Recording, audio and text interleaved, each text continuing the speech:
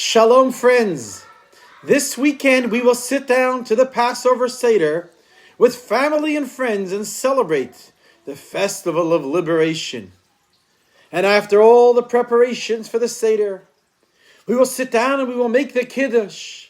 We will wash our hands and we will walk through the steps of the Seder as we dip the onion in salt water. And then we break the middle matzah in half and we come to the highlighter, which is called the Magid. We tell the story of the Exodus from Egypt. This begins with the famous Aramaic words, the Heilach Ma'anya, which is a short paragraph inviting others to come to the Seder.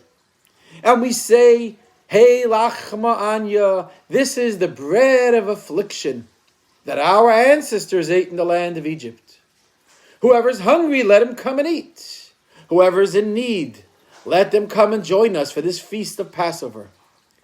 This year, we are here. Next year in the land of Israel. This year we are slaves, and next year we will be free. This is the text that we open up the story of the Exodus. And it's actually written in Aramaic. It is the language of the masses in ancient times, so that even the unlearned poor who understands no Hebrew can understand this invitation to join the Passover Seder.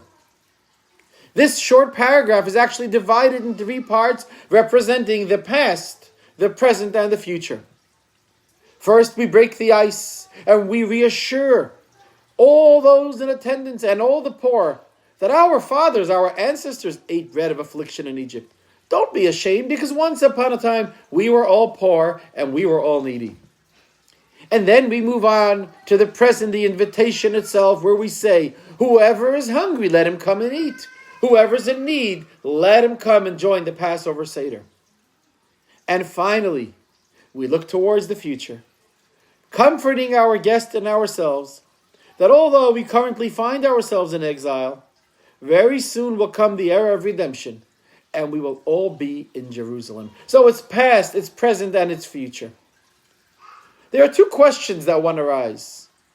Firstly, is the time to start inviting guests to our Seder when we're already seated in our home behind closed doors? I mean, wouldn't it make more sense to announce the invitation way earlier, like in the beginning of the month of Nisan, a few weeks before Passover, announce in the community to everyone that all are invited to come to join me at the Seder? And and if people need a place, they'll join. But if you're extending the invitation on the Passover night, sitting at the table with friends and family, that really doesn't make sense. Maybe it should have been announced at the services before everybody went home. But now, who are we inviting if everyone is at the table? What is the benefit of making an announcement at the Seder table when everyone is already there and the Seder already begun? And we say, whoever needs a place, come and eat. And secondly, why do we make this public invitation to the poor only on Passover night? What happens to all the other nights?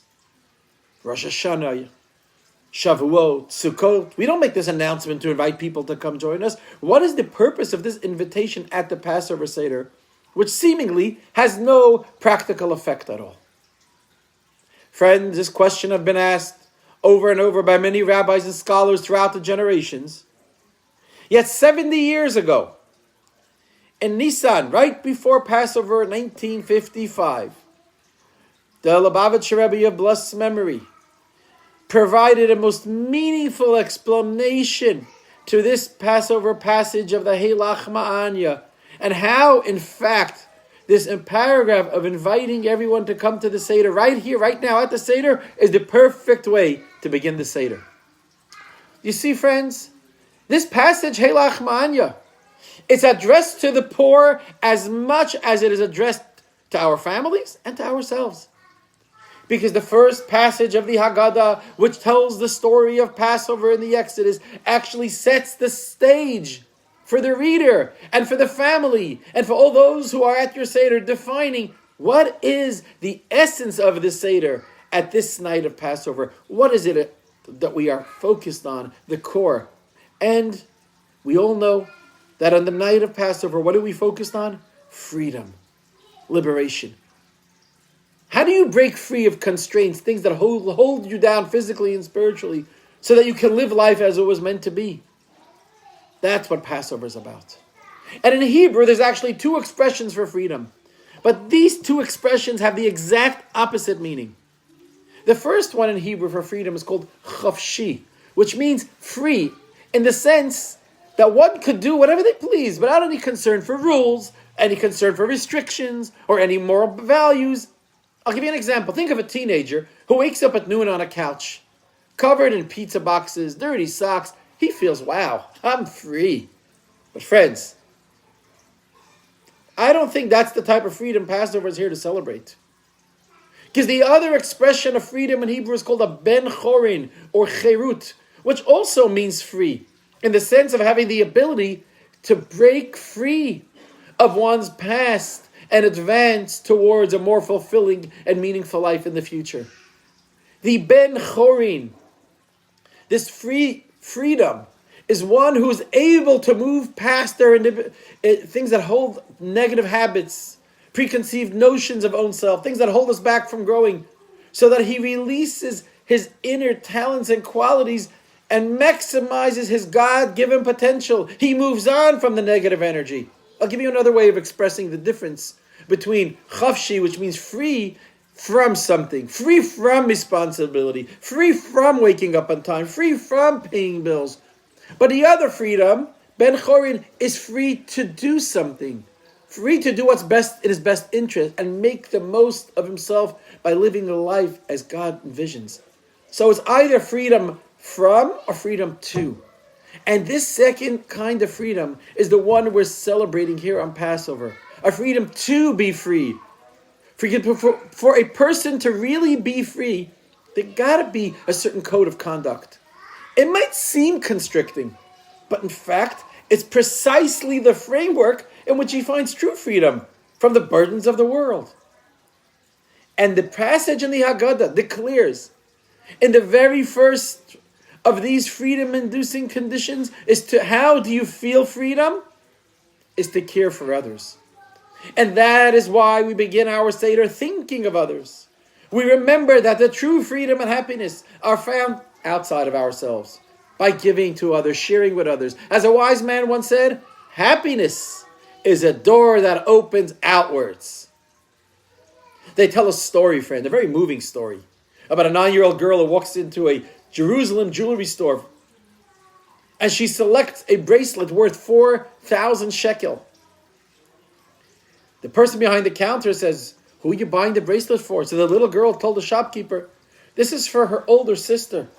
And she explains that her parents were killed in a terror attack and leaving her older sister to care for herself and the other children. And today is her older sister's 18th birthday. We collected some money to buy her a gift. The stunned shopkeeper asked, little girl, how much money did you collect? So she takes out a handful of coins and she says, 7 shekel and 80 agurot, which is about $2.50. The store owner quietly took the bracelet from the drawer, wrapped it up in a beautiful gift bag, and he gave it to her. He says, thank you for this purchase. Give it to your sister as a birthday present.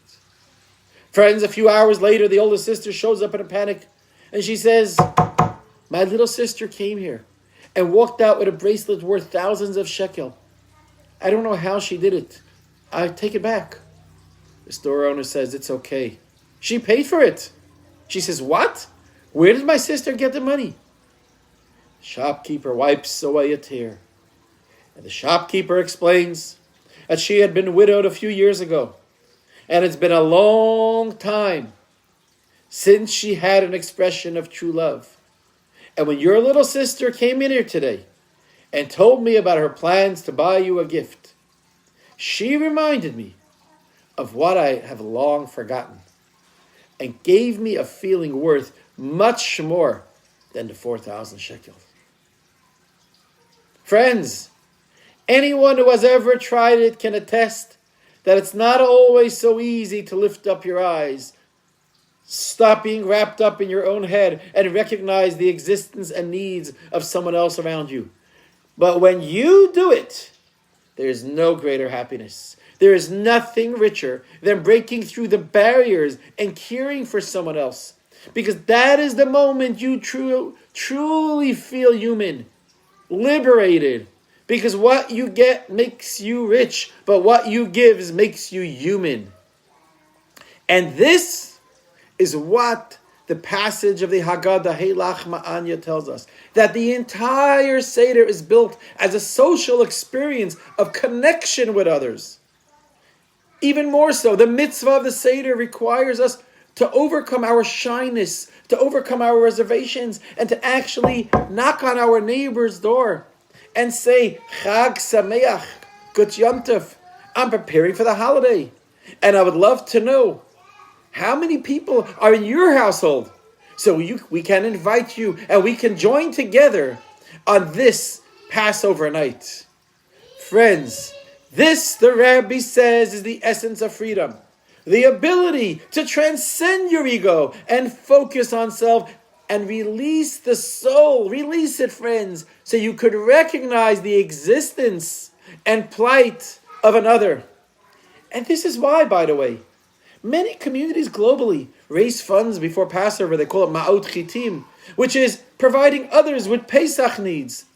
The needs of your people are many, we say in the text, and especially for this holiday, which, thank God, is celebrated with an abundance of meals and delicacies and delicious kosher Passover foods.